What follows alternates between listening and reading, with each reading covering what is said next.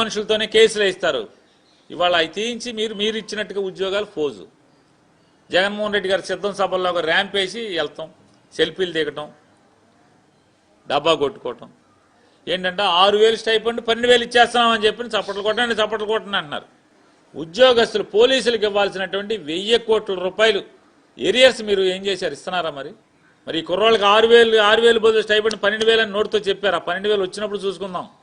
ఈ పోలీసులకు ఎవరైతే కొత్త కుర్రోళ్ళకి కూడా అప్పుడు అర్థం అవుద్ది, అమ్మని ఇదేంట్రా బాబు మొత్తం సప్పట్లు కొట్టేసాం మనందరం, ఈ సప్పట్లు 12 లేదు అట్లా 6 వచ్చినా బాగుండు కదరా అని చెప్పని రేపు గుండెలు బాదుకునే పరిస్థితి ఈ కొత్త కుర్రోళ్ళకి ఎదురయ్యే పరిస్థితి కనపడుతుంది. 1,000 కోట్లు ఇచ్చారా మీరు పోలీసులకు ఇవ్వాల్సినవి?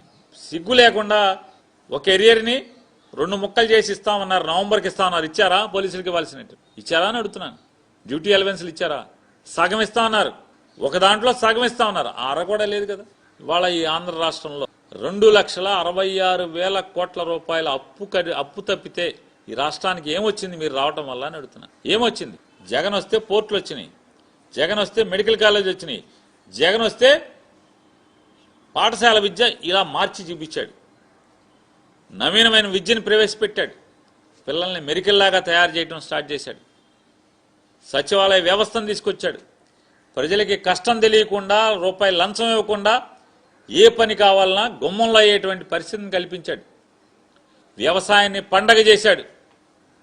మీరు వచ్చి వ్యవసాయం దండగంటున్నారు, ఒరువుడు బాకండి అంటున్నారు, ఇంక మామిడికాయ దగ్గరికి వెళ్ళి మామిడికాయ ఈ బాకండి రా బాబు ఇది నరికేసి పామాయిల్ పెట్టమంటున్నారు, పామాయిల్ దగ్గరికి వచ్చాము ఇది నరికేసేసి ఇంకేదో చేయమని చెప్తున్నారు, ఇంకో చోటకి వెళ్ళాము ఉల్లిపాయ వేయమని చెప్తున్నారు, ఉల్లిపాయ బాగోకపోతే అక్కడికి వెళ్ళి ఉల్లిపాయ ఎందుకురా బాబు తీసేసి ఉల్లిపాయ పండించబాకండి పసుపు వేసుకోమని చెప్తున్నారు, పసుపు వేసిన చోటేమో రేట్ లేదని ఏడుస్తుంటే ఆడి దగ్గరికి వెళ్ళి ఇంకో పంట వేయమని చెప్తున్నారు, అరటి వేయమన్నారు, అరటి చెట్లు ఏమో రేట్ లేదని చెప్పని కేజీ 50 పైసలకు అమ్ముతుంటే 25,000 రూపాయలు టన్ను అమ్మినోడు ఇవాళ 500 రూపాయలకు కూడా టన్ను అమ్మలేని స్థితిలో ఉంటే ఆడి దగ్గరికి వెళ్ళి అరటి చెట్లు అనవసరం తీసేయండి అని చెప్పని ఒరేయమంటాం అక్కడికి వెళ్ళి. ఇది నారా చంద్రబాబు నాయుడు యొక్క దిగజారుడు తొంత అనేది చెప్తూ సిగ్గు కానీ ఎగ్గు కానీ పడకుండా పవన్ కళ్యాణ్ గారు 15 ఏళ్ళు మొయ్యాలని చెప్తున్నారు. ఆయన శాఖలో ఫారెస్ట్ డిపార్ట్మెంట్లో ఏమన్నా పట్టించుకున్నారా అని అడుగుతున్నారు. మీరు ఆకులు పట్టుకున్నా ఉన్నారు, ఏమన్నా పట్టుకున్నారు ఇంతవరకు? ఇంకా ఆగకుండా ఎందుకు జరుగుతుందన్న ఈ ఫెయిల్యూర్ ఎవరిది? పంచాయతీరాజ్ వ్యవస్థలో ప్రతి పనికి అంటే ప్రతి దాన్ని డైవర్షనే కదా డబ్బులన్నీ. దాదాపుగా 20 నెలల నుంచి ఈ పంచాయతీరాజ్లో రావాల్సినటువంటి పంచాయతీలకు కానీ మండలాలకు కానీ జిల్లా పరిషత్లకు కానీ విధిగా రావాల్సినటువంటి డబ్బులన్నీ వాడేసుకుంటున్నారు కదా మీరు ముగ్గురు కలిసి.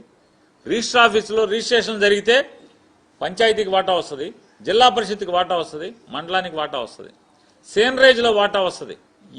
ఏదన్నా రాణిస్తున్నారా అని అడుగుతున్నా. అన్ని తాళాలు వేసి పెట్టారు పంచాయతీలో. నేను అడుగుతున్నా, మీ జనసేన కానీ తెలుగుదేశం సర్పంచ్ కానీ పంచాయతీ ఆఫీసులో రూపాయి డ్రా చేసేటువంటి అధికారం ఉందా? రూపాయి ఉందా గల్లాపెట్టులో అడుగుతున్న పంచాయతీల్లో? జిల్లా పరిషత్లో వచ్చేటువంటి డబ్బులు వస్తున్నాయా? ఆఖరికి దురదృష్టం ఏంటంటే పవన్ కళ్యాణ్ గారు, చంద్రబాబు నాయుడు గారు, లోకేష్ నాయుడు గారు టెన్షన్గా 1వ తారీఖు ఉద్యోగస్తులకు జీతాలు రావట్లేదు, కానీ ఇలా ముగ్గురు మాత్రం 1వ తారీఖు ఎమ్మెల్యేలతో సహా జీతాలు తీసుకుంటున్నారు. ఎంపీటీసీలకు ఆన్రోర్యం ఉందా ఇంతవరకు అని అడుగుతున్నాను.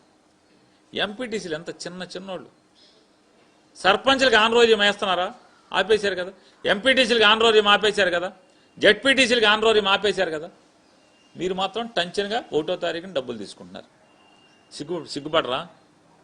మీరు ముగ్గురు సిగ్గుపడరా అని అన్నా. 1వ తారీఖు జీతం వేస్తామని చెప్పారు.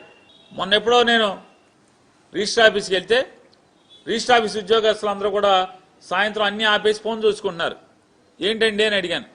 ఏంటండి అని అడిగితే వాళ్ళు మా జీతం పడుతున్నారండి చూసుకుంటున్నా ఉన్నారు. 10వ తారీఖు సాయంత్రం 5 గంటలకి. అట్లా ఎన్ని శాఖల్లో ఈ రకంగా 10, 15వ తారీఖు వచ్చాక కూడా జీతాలు పట్టలేదు. మీరు మాత్రం 1వ తారీఖు జీతం తీసుకుంటారు. కాంట్రాక్ట్ ఎంప్లాయీస్కి జీతం రాని పరిస్థితి. మున్సిపాలిటీలో చెత్త ఎత్తేవాడికి అదనంగా ఇవ్వాల్సిన డబ్బులు ఇవ్వరా? జీతాలు వచ్చే పరిస్థితి లేదా? అప్పులు మాత్రం కనపడుతున్నాయి, కానీ ఎవరికి ఇస్తాన్న ఏ హామీని కూడా నిలబెట్టుకునే పరిస్థితి లేదు. ఇవాళ 5,000 కోట్లు ఉంటే మెడికల్ కాలేజీ పూర్తయ్యేది కదా, ప్రజలకు పెద్ద ఆస్తి ఏర్పడేది కదా. ఇవాళ పవన్ కళ్యాణ్ గారు ఎంతసేపు హోంశాఖ మీద మీరు దృష్టి వేసే బదులు హోంశాఖ తీసేసుకోండి. ఎందుకు పాపం అమ్మాయిని ఏదో ఆవిడ సమాచార శాఖ ఇస్తే రోజు మాట్లాడుకుంటూ వెళ్తా ఉంటుంది. ఆవిడ ఉద్యోగం అదే కదా, ప్రెస్ మీట్లు పెట్టుకుంటా జగన్మోహన్ రెడ్డిని తిడతా వెళ్తా ఉంటుంది ఆవిడ. ఎట్టకు పోలీస్ శాఖ ఆవిడ చూసే పని లేదు కదా, మీకు దాని మీద కన్ను ఉంది కదా, తీసేసుకోండి. పంచాయతీరాజ్ శాఖలో మీరేం పని చేయట్లేదు కదా.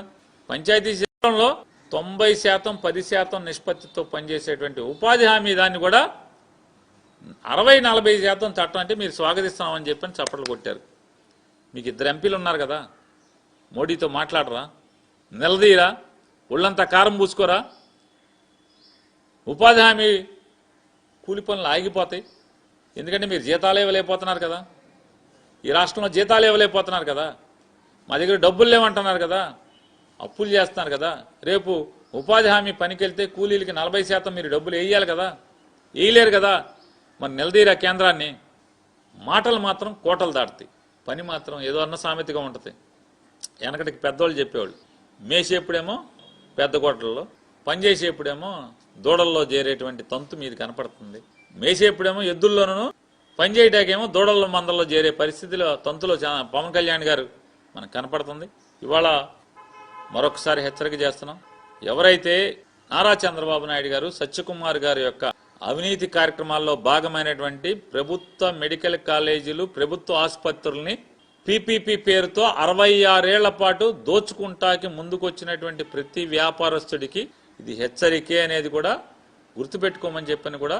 ఎందుకంటే రాబోయే రోజుల్లో ఈ అవినీతి కంపంతా కూడా చట్టం మేరకు, చట్టానికి లోబడి కడిగి మీ మీద చట్టం ఉపయోగించి చర్యలు తీసుకోవడం అనేది కూడా ఖచ్చితంగా జరిగి తీరుతుందని కూడా మీకు హెచ్చరిక జారీ చేస్తున్నాం.